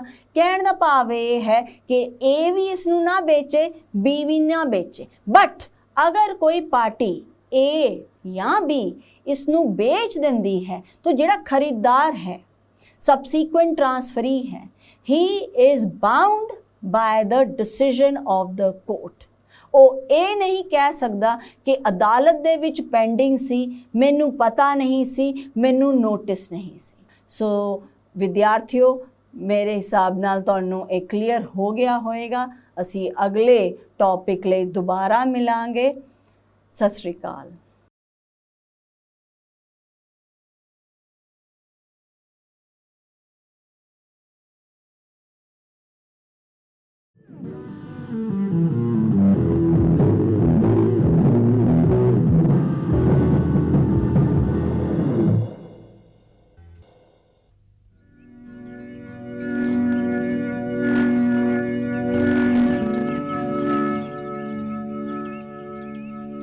When Copernicus said the earth revolves round the sun, it was considered blasphemy. When Galileo said the earth was round, we thought he was mad. When Darwin said that monkeys are the ancestors of man, we thought he had lost it. When the ecologists said this was the end of the world and the human race, we didn't believe them.